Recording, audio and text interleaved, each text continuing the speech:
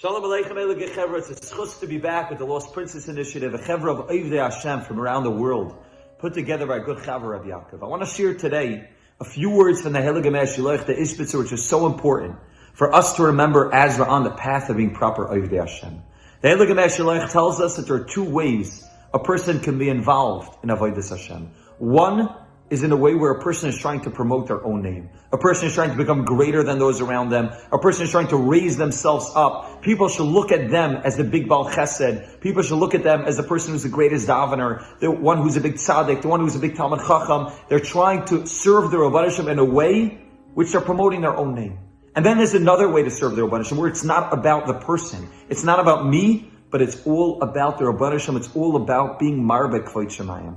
Imagine for a moment that there's somebody in your shul who comes up with a new initiative. And it's some sort of way to get people into learning or to get people into davening, to get people into some aspect of chesed, of avodas Hashem. And you're thinking to yourself, I could have been that person. I also had that idea. But that person is the one that actually made something come of it. He's the one that's getting all the credit. I wish that was me. Zaktim Eshelayach.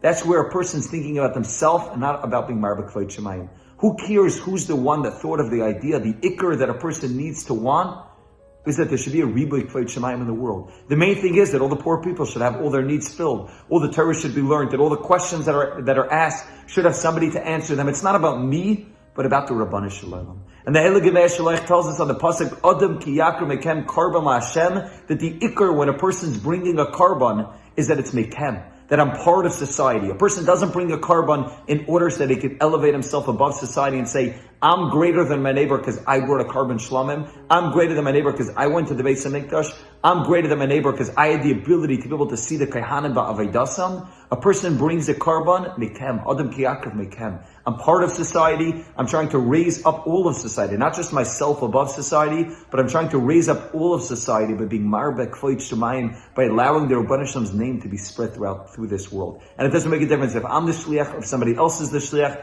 The ikr is that there's a Ribui Kvod Shemayim. The truth is, when we go back to the first murder that ever took place in history, Cain killing Hevel, we see that that was really the issue. Of course, the tragedy is that Cain killed Hevel, the first murder, terrible thing, he killed his own brother. But what really took place even before the murder was also tragic. Cain and Hevel both brought a karban. Cain's karban was not accepted by Hashem. Hevel's was accepted, and Cain got upset. Cain said, if Hashem is going to only accept one of their karbanas, I want it to be my karban. I don't just want a Ribui Kvod Shemayim in the world. I don't just want a karban to be brought. I want my karban to be brought. Cain lived a life where his avodas Hashem was about himself, as opposed to being about the Rabban Hashem. It was about being marba his own kavod, as opposed to being marba the kavod of the Rabban Hashem. And therefore the HaMeor Shiloach teaches us, Adam ki yakar mekem. We need to look around and figure out how can we as a society together be Marbek Kvod Shemayim. Not how can I as an individual, but how can we all collectively, Klal Yisrael, be Marbek Kvod Shemayim.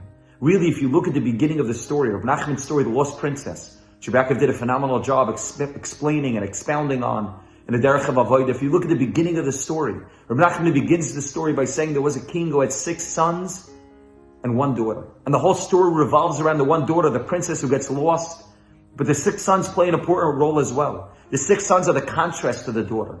The world of the male as opposed to the female, the world of the doing as opposed to the being. And all of this is explained obviously very well in Rabbi Yaakov's book. But this Nakuda that we're talking about now is also the difference between the 6 sons and the lost princess. The king loves the princess because the princess doesn't live a life of competition. The 6 sons are living a life which is male, which is competitive, which is I want to do and I don't want the other person to be doing. It's a na emlich. I want to make sure that I'm the one that's going to be Marbek Kvod Shemayim. The princess doesn't live in that world. The princess lives in a world where it's how can I be Marbek Kvod Shemayim together with everybody else. Not how can I be the individual that gets the most credit for being Marbek Kvod Shemayim, but how together can we ensure as a society that the Rabban Hashem's name is the most spread throughout the world. The Rabban Hashem should help us, so we should be zeicha to figure out how there can be a Ribui Kvod Shemayim, not just to figure out how we can be the vehicle, but how can we as a society be the vehicle? How can we make sure that the Rabban Hashem's name is spread more and more throughout this world? Hashem should help us be zeicha to have that schus